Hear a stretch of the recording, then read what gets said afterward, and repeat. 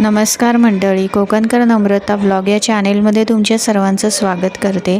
तर आज आम्ही ठाण्यातील कौशल्य हॉस्पिटलच्या इथे बाजूला असलेल्या श्री तुळजाभवानी आईच्या मंदिरामध्ये दर्शनासाठी गेलेलो।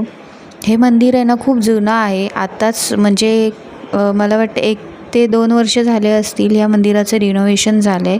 आणि ह्या मंदिरातली मूर्ती आहे ना, ही सेम मूर्ती तुळजाभवानी आईची मूर्ती आहे ना, तशी मूर्ती आहे। मंदिराच्या बाहेर आहे ना आपल्याला स्टॉल दिसतात। इथे आपण आहे ना ओटीचं सगळं सामान खरेदी करू शकतो, तसंच पेढे वगैरे सुद्धा घेऊ शकतो। त्यानंतर आम्ही आहे ना आईसाठी ओटी घेतली आणि मंदिरामध्ये गेलो, आईचं दर्शन घेतलं। आणि आज रविवार असल्यामुळे आहे ना मंदिरामध्ये एवढी गर्दी नव्हती, त्यामुळे खूप मनापासून आईचं दर्शन घेता आलं। त्यानंतर दर्शन घेतल्यानंतर आम्ही दोघंजणं थोडा वेळ आईच्या इथे समोर बसलो, आईचं नामस्मरण केलं। त्यानंतर आहे ना जेवढे आम्हाला आईचे फोटो क्लिक करता येतील ना तेवढे आम्ही फोटो क्लिक केले।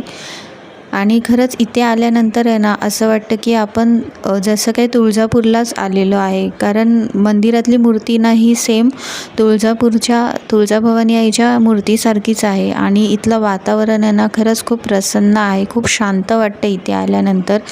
आठवड्याभराचा जो काही ताण असतो ना, हा मनातला ताण पूर्णपणे इथे आल्यानंतर आहे ना निघून जातो। आईचं दर्शन घेऊन झाल्यानंतर आम्ही आहे ना ठाण्याला उपवनला आहे ना सॉल्ट अँड पेपरच्या इथे बाजूला असलेल्या एक छोट्याशा गल्लीमध्ये आहे ना स्वामी समर्थ महाराजांचं मठ आहे। त्या मठामध्ये स्वामींचं दर्शन घेण्यासाठी गेलो। तिथे दर्शन घेऊन झाल्यानंतर आहे ना आम्ही महाराजांचं थोडंफार नामस्मरण केलं। त्यानंतर थोडा वेळ तिथे बसलो।